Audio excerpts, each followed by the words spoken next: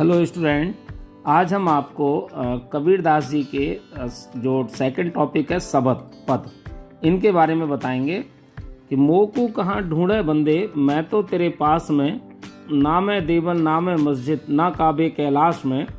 ना तो कोने क्रियाक्रम में नहीं योग बैराग में, खोजी हो तो तुरते मिलियो पल भर की तलाश में, कहे कबीर सुनो भाई साधु सब श्वासों की श्वास में। अर्थात स्टूडेंट्स, इसमें कबीरदास जी कहते हैं ईश्वर से, यानी ईश्वर कहते हैं, कबीरदास जी ने ईश्वर की वंदना करते हुए कहा है और इसमें ईश्वर कहते हैं कि हे बंदे तुम मुझे कहाँ ढूंढ रहे हो। यानी कबीरदास जी अपनी भक्ति से संबंधित इस रचना में कहते हैं कि तुम मुझे कहाँ ढूंढ रहे हो, मैं तो हमेशा तुम्हारे पास हूँ, न मैं देवालय में हूँ और ना ही मैं मस्जिद में हूँ, न मैं काबा में हूँ और ना ही मैं कैलाश पर्वत में हूँ, ना तो कोने क्रियाक्रम में नहीं योग बैराग में, और ना ही मैं किसी क्रियाक्रम में हूँ और ना ही मैं किसी योग या संन्यास में हूँ। खोजी हो तो तुरते मिलियो पल भर की तलाश में, कहे कबीर सुनो भाई साधु सब सांसों की श्वास में। यानी कि कबीरदास जी कहते हैं, ईश्वर कहते हैं कि अगर तुम मुझे खोजना चाहते हो तो मैं आपको तुरंत मिल जाऊंगा, बस पल भर में ही तुम मुझे ढूंढ सकते हो। और कबीरदास जी कहते हैं कि साधुओं सुनो, मैं तो हर प्राणी की सांस में बसता हूँ। अर्थात इस पद का कबीरदास जी समझाना चाहते हैं कि हम ईश्वर जो है कहीं भी नहीं है। कुछ लोग ईश्वर को मंदिर में ढूंढते हैं, कुछ लोग ईश्वर को मस्जिद में ढूंढते हैं, कोई कुछ काबे में ढूंढता है, कोई कैलाश में ढूंढता है, लेकिन प्रभु कहते हैं कि मैं कहीं भी नहीं हूँ हे बंदे। अगर तुम और ना ही मैं किसी के क्रियाक्रम में, जो लोग हवन पूजा पाठ करते हैं उसमें भी ईश्वर कहते हैं कि इसमें भी मैं नहीं हूँ, और ना ही मैं किसी योग बैराग में हूँ, योग क्रियाएं करते हैं कुछ लोग, उसमें भी नहीं हूँ।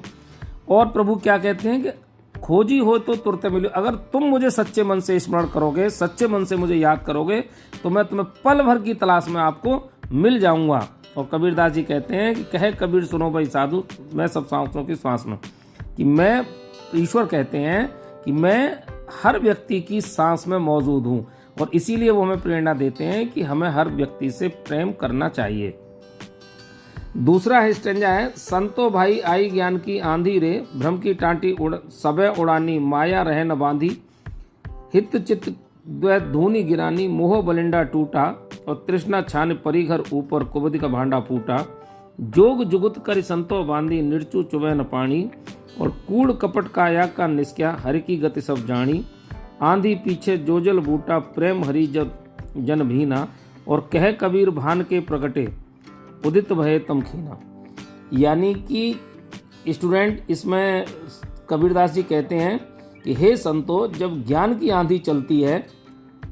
तो जीवन में जितने भी भ्रम थे उन सब के पर्दे उड़ गए हैं, माया उन्हें बांधकर नहीं रख पाई है। यानी कि स्टूडेंट, मन की प्रवृत्तियों के, जो हमारी मन के अंदर जो प्रवृत्तियां होती हैं, अच्छी भी होती हैं बुरी भी होती हैं, उन सब के स्तंभ यानी जो पिलर जो उनको रोके रखते हैं वो सब टूट गए हैं, तथा मोह रूपी छप्पर की जो मोटी लकड़ी थी वह भी टूट गई है, और तृष्णा रूपी छप्पर यानी जो हमारे अंदर तृष्णा थी, कपट था, वो सब ऊपर पड़ा था, वो भी सब उड़ गया है। यानी कि हमारे मन के जो कमियां थी, मन के अंदर जो हमारी गंदगी थी, बुरे विचार थे, वो सब उड़ गए हैं। अज्ञान का सारा भेद खुल गया है। तरह तरह के योग करके संतों ने इसे बांधा था, यानी अज्ञानता का जो इंसान के अंदर जो अज्ञानता थी वो हट गई है, ज्ञान का प्रकाश का उजाला हो गया है। और जब हरि का ज्ञान हुआ तो काया के सभी का छल कपट निकल गया। यानी कि जैसे ही हमें प्रभु का ज्ञान होता है, सत्य क्या है, असत्य क्या है, अच्छा क्या है, भला बुरा, इन सब की जैसी हमें पहचान होती है तो हमारे मन का सारा कपट, छल कपट निकल जाता है। यानी कि इस ज्ञान की आंधी के बाद जो बारिश हुई, ठीक है स्टूडेंट्स, इस ज्ञान की आंधी के बाद जो बारिश हुई,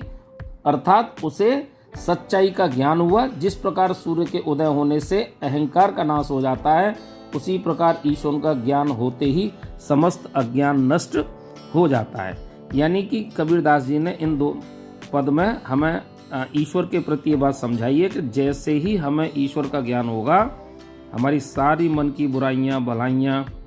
छल कपट, ये सब दूर हो जाएंगे। ठीक है स्टूडेंट्स, तो अब आप इस वीडियो को देखिएगा और हमारी इस वीडियो को लाइक, शेयर और सब्सक्राइब अवश्य करिएगा। थैंक्स।